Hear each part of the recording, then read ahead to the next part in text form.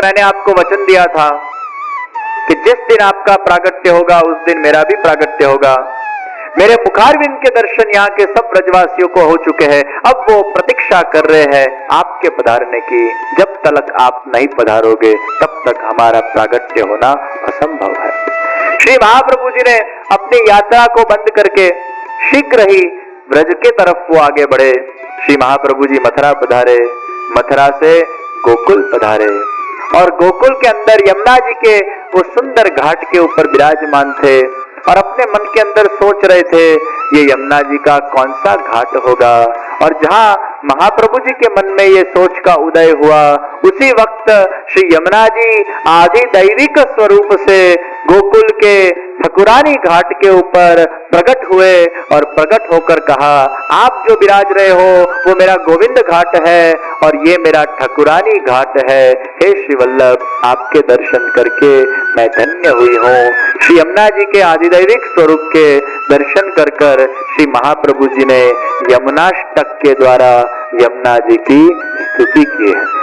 हे श्री यमुना जी, आपके अंदर सकल सिद्धि विद्यमान है। आप भक्त को भगवान से मिलवाते हो, लीला संयोजनी आप हो और आपकी कृपा से वो दैवी जीव को निष्काम भक्ति की प्राप्ति होती है।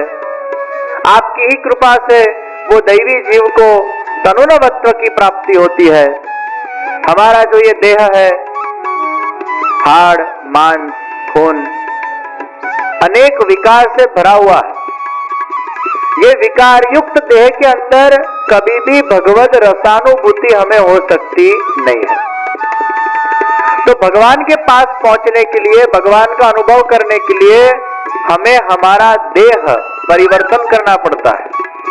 देह की अशुद्धियों को निकालना पड़ता है, दोषों को समाप्त करना पड़ता है। एक तनुणवत्व की प्राप्ति करने में आती है, तब जाकर उस देह के अंदर उसको रसानुभव होता है, अन्यथा नहीं।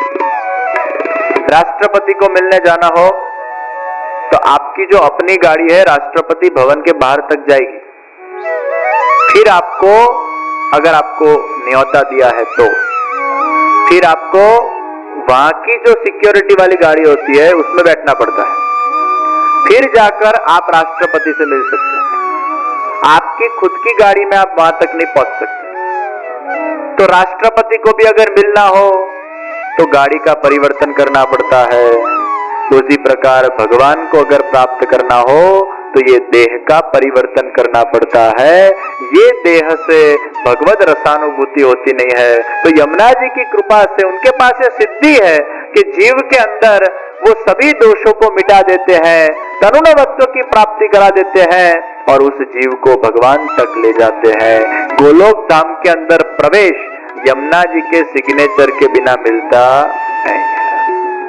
इसलिए हमारे वहां यमुना जी की बहुत बड़ी भूमिका है। जब तक यमुना जी सैंक्शन नहीं करे, यमुना जी हमारे टीचर है। जब तक टीचर वो स्टूडेंट को पास नहीं करे तब तक वो दूसरे स्टैंडर्ड में नहीं जा सकता है। उसी प्रकार आप कितनी भी भक्ति करो, लेकिन यमुना जी जब तक प्रसन्न ना हो तब तक आपको भगवान का गोलोक धाम नहीं मिल सकता। क्योंकि भगवान ने अथॉरिटी यमुना जी को दी है कि तुम मेरे लीला संयोजिनी हो, तुम जिसको बोलोगे उनको ही मेरे गोलोक धाम में प्रवेश मिलेगा। इसलिए यमुना जी की भक्ति ही गोलोक धाम तक पहुंचाती है। कर्नाटका के अंदर अगर आपको लैंड बाय करनी हो तो लैंड मिनिस्टर के दस्तखत तो चाहिए, लेकिन फाइनल अप्रूवल जब तक सीएम के दस्तखत नहीं होते हैं तब तक आपको लैंड मिल सकता नहीं है। उसी प्रकार हमारे श्री यमुना जी के जब तक दस्तखत नहीं होते हैं तब तक उसको वो पुष्टि फल की प्राप्ति होती नहीं है। ये कौन सा स्वभाव है? ये आपका जो भौतिक स्वभाव है उसकी बात नहीं है। अलग अलग सबके स्वभाव होते हैं। यहाँ जो स्वभाव है, स्व यानी आत्मा, मेरे आत्मा का कौन सा भाव है? मैं भगवान के गोलोक धाम में अगर था पहले तो मैं कौन था और मैं कौन सा जीव हूँ, उस जीव का जो स्वभाव है उसका ज्ञान उस जीव को इस जन्म के अंदर हो जाता है जब श्री यमुना जी उस पर कृपा करते हैं। और यमुना जी की कृपा से इस ही जन्म के अंदर यही देह के साथ तनुवत्व के साथ उसको भगवान का साक्षात्कार भी हो सकता है। ये श्री यमुना जी की सकल सिद्धि है कि भगवान से साक्षात्कार करा सकते हैं। इसलिए यमुना जी को वंदन किए। यमुनाष्टक से भगवान की भक्ति बढ़ती है। श्री यमुना जी को वंदन करने के बाद श्री महाप्रभु जी ने श्रावण सुद चौथ से भागवत का पारायण किया, दसम तक पारायण किया। श्रावण महीने की 11 आई और श्रावण 11 के दिन यमुना जी के नीर बह रहे हैं। महाप्रभु जी दामोदर दास हरसानी जी के गोद के अंदर समाधि अवस्था में पहुड़े हुए हैं और उस वक्त चिंतन कर रहे हैं। चिंतन है और साथ में भक्त के लिए चिंता है। जो सामान्य आदमी होता है वो केवल स्वार्थ से अपनी चिंता करता है, लेकिन जो सद्गुरु होता है वो स्वार्थी नहीं होता है, वो जगत की चिंता करता है, अपने शिष्य की चिंता करता है। और ये जगत के अंदर जब जब महापुरुषों ने चिंता की है तब तक कोई महान कार्य हुआ है, जगत का कल्याण हुआ है, समाज का कल्याण हुआ है। अर्जुन के विषाद से गीता जी प्रकट हुए, व्यास जी की वेदना से भागवत जी प्रकट हुए और जगत गुरु श्री वल्लभाचार्य जी महाप्रभु जी की चिंता से ये पुष्टि मार्ग प्रकट हुआ। श्री महाप्रभु जी ने चिंता की कि नित्य लीला में भगवान ने मुझे जो कार्य करने के लिए भेजा है अभी तक वो कार्य तो हुआ नहीं है। ये जीव तो कितना दोष से भरा हुआ है, वो जीव का भगवान के साथ का ब्रह्म संबंध कैसे हो सकता है। उस भाव से महाप्रभु जी चिंतन कर रहे हैं और जहां महाप्रभु जी के हृदय में वेदना हुई, श्रीनाथ जी से रहा नहीं गया और श्रीनाथ जी प्रकट हुए और श्री महाप्रभु जी को ब्रह्म समन मंत्र प्रदान किया है। श्रावण का महीना था, एकादशी थी, अमल पक्ष था। रात को 12 बजे महानिशि भगवान प्रकट हुए और महाप्रभु जी को ब्रह्म समन मंत्र दिया और कहा आपके और आपके वंशजों के द्वारा जिन किसी को भी ये मंत्र दिया जाएगा उस जीवात्मा का मुझ परमात्मा के साथ का संबंध होगा और मैं उसे कभी भी छोड़ूंगा नहीं। ये ब्रह्म समन मंत्र भगवान की वाणी है। महाप्रभु जी ने साक्षात शब्द का प्रयोग क्यों किया? क्योंकि हमारे जो मनुष्य की बुद्धि है वो विचित्र बुद्धि है। कल उठकर ऐसा कोई इंटरप्रिटेशन करे कि महाप्रभु जी को तो है ना ब्रह्म समन मंत्र सपने में दिया भगवान ने, महाप्रभु जी को तो आकाशवाणी हुई, महाप्रभु जी को तो भ्रम हुआ। तो महाप्रभु जी ने कहा ऐसा सब उल्टा सीधा सोचना मत। इसलिए महाप्रभु जी ने स्पष्टता की साक्षात भगवता प्रोक्तम तद अक्षरशः उच्यते। अक्षर अक्षर जो भगवान ने मुझे कहा है वही मैंने ब्रह्म संबंध के अंदर निरूपित किया है। मेरे तरफ से भी मैंने कोई भी प्रकार का एडिशन या सब्सट्रैक्शन किया नहीं। इतना श्योरिटी हमारे सदगुरु हमें प्रदान कर रहे हैं सिद्धांत रहस्य ग्रंथ के अंदर। महाप्रभु जी को भगवान ने ब्रह्म संबंध प्रदान किया, वहां से भगवान अंतर्ध्यान हो गए। फिर महाप्रभु जी आन्योर पधारे और आन्योर जहां महाप्रभु जी पधारे सदु पांडे के वहां महाप्रभु जी के चरणारविंद पड़े और उसी वक्त गिरिराज जी के पिछाड़ी से एक सुमधुर आवाज आई, अरे ओ नरो, अरे ओ नरो, मेरो नेग को दूध जल्दी लाओ। एक सुंदर कन्या घर में से बाहर निकली, दूध का कटोरा भरकर भगवान देवदमन श्रीनाथ जी को दूध अरोगाने गई, वापिस लौटी। और जब वापस लौटी तब महाप्रभु जी सामने खड़े हैं और महाप्रभु जी कहने लगे तुम्हारा नाम ही नरो है ना? हाँ महाराज, आपने कैसे जाने हो? और अभी तुम्हारे नाम की किसी ने आवाज लगाई थी। हाँ महाराज, वो देवदमन श्रीनाथ जी है, वाको नेग है, मेरे हस्त सौ दूध पीवे को, वाको दूध प्याय आई। अरे यहाँ में कछु बच्यो है? अरे महाराज, हमारे घर में दूध दही के भंडार है, आप कहो इतना लाऊं। यहाँ में तो खाली एक चमची जितना दूध बचा होगा, महाप्रभु जी ने वो चमची जितना दूध खुद ग्रहण किया है और ये दृश्य देखकर सधु पांडे परिवार धन्य हो चुके हैं।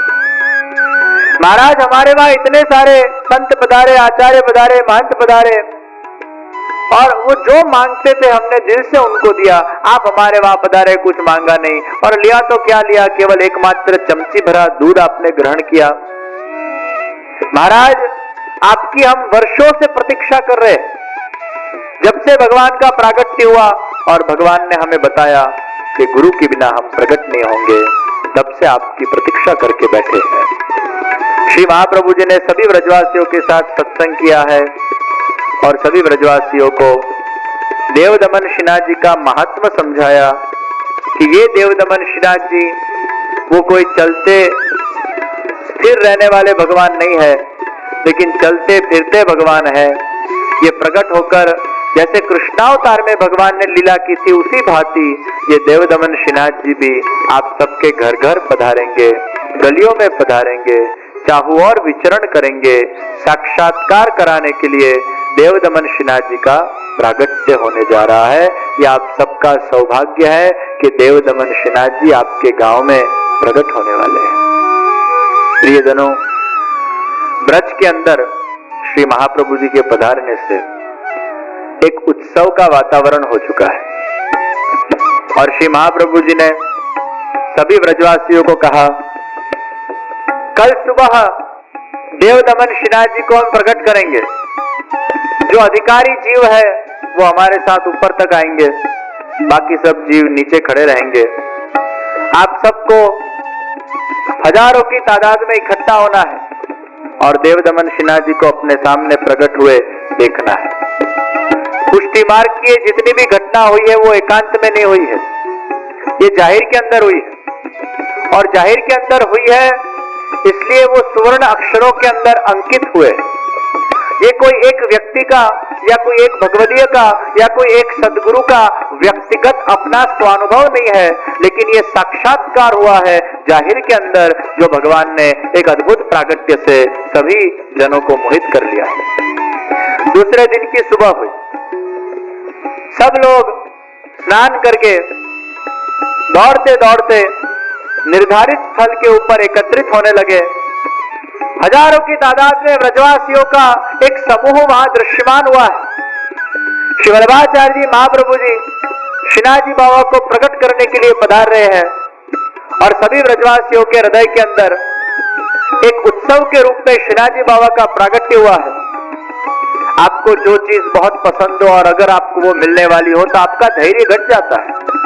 वो कहते हैं अंग्रेजी के अंदर काउंटडाउन बिगिन्स, और वो भावना जागृत होती है कि अभी के अभी मुझे वो प्राप्त हो जाए।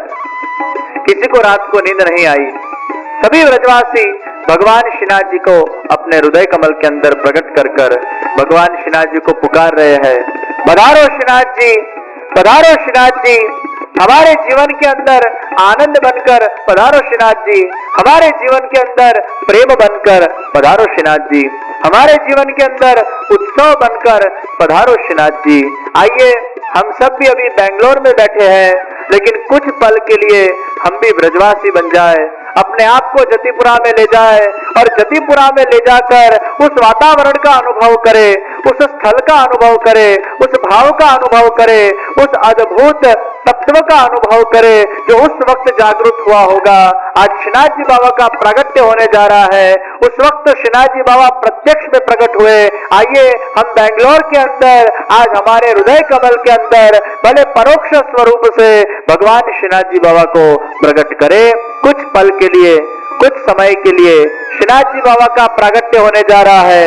हमारे हृदय कमल के अंदर भी भगवान श्रीनाथ जी का प्रागट्य करे, आत्मा से भगवान को पुकारे, दिल से भगवान को पुकारे। आओ श्रीनाथ जी, आओ श्रीनाथ जी, आओ श्रीनाथ जी।